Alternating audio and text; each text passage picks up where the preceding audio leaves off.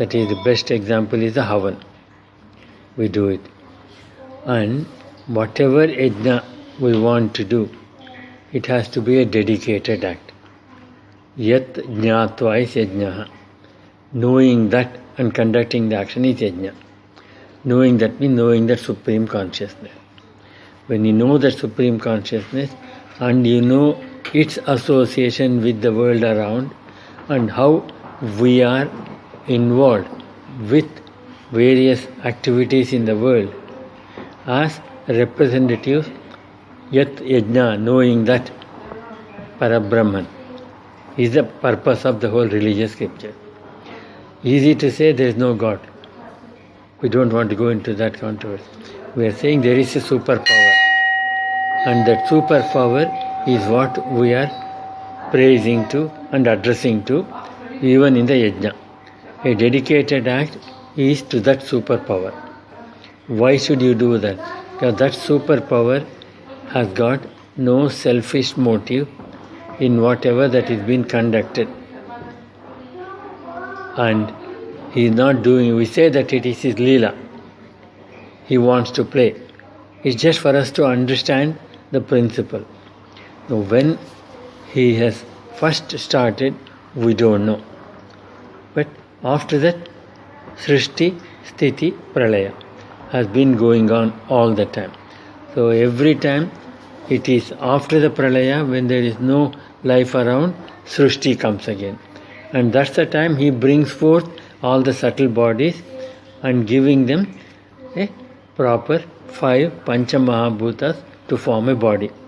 And depending on the vasanas, puts them in the environment which is conditions to, how do you use the word?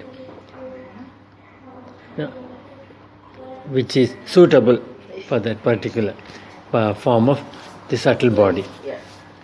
That subtle body is carrying all the samskaras.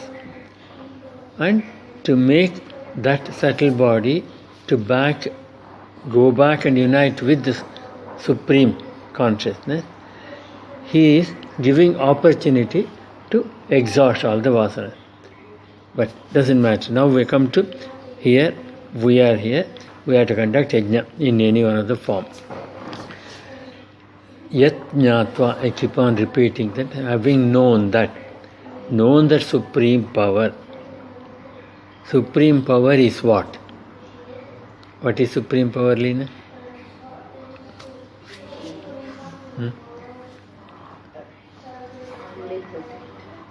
Yes. It's difficult to describe. Yes, okay. That's why the Vedas have got the proclamation. Prajnanam Brahma. Right?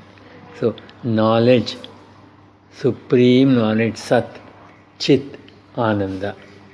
So, the Chit is Parabrahman.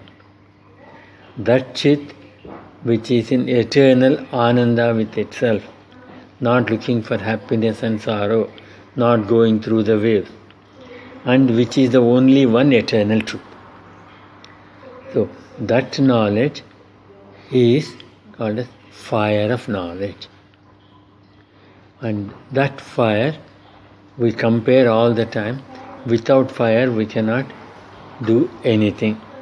We need basic fire in all our activity. There is a fire, Jataragni, in our stomach that helps to digest the food. There is a ball of fire in the morning, the sun. And whatever we are cooking, fire or representative of the fire in form of electricity or gas to use of cooking. If you put all the vegetables, do they get cooked? You eat some of them raw, but cooking means you have to use the fire to cook the vegetables that are palatable for us to eat. Similarly, we do the yajna by invoking the fire of knowledge. So, when we are doing dravya yajna, we need not have that sacrificial fire lit, but in your mind you should light that light of knowledge, dravya, that is wealth. isn't it? So, what is wealth? Something of value. That picture shows there Mahalakshmi, isn't it? So, we'll use Mahalakshmi as a symbolism of wealth. But this wealth we refer to as Mahalakshmi is the one we have brought out for our own pleasure and happiness. It is a material wealth, we look at it.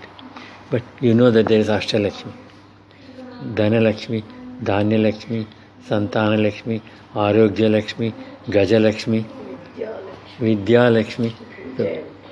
So, you got so many forms. So, wealth is that which is abundant in you and which you know doesn't belong to you. Lakshmi at the feet of Vishnu. So, that wealth is not belonging to you, but you have got the abundance of that. So, like what you show in the picture, you place that wealth in you at the feet of the Lord. Why? To spread of dharma.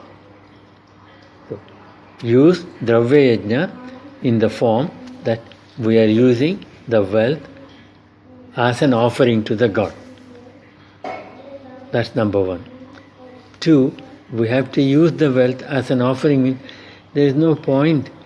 I know symbolically we do it. We give a big diamond crown to Venkatesha. Yeah, I know. That's true. We are taking that. Somewhere I think probably beyond, they could be used for something better, but we appreciate him as the God Supreme and we decorate him as the Emperor. So we're not going into that. But what we need to do with the wealth, material wealth, dhana is. Dhanya, you have the wealth of food. You are lucky, you got a regular job or an inheritance. You got enough money to buy the food, because having the gold in your hand is not going to give you food. You have to have the actual food as such. So that many people are in short of. Giving that as Dhanya Lakshmi, giving it, Yajna is Dhanya. You give it to those that are in need.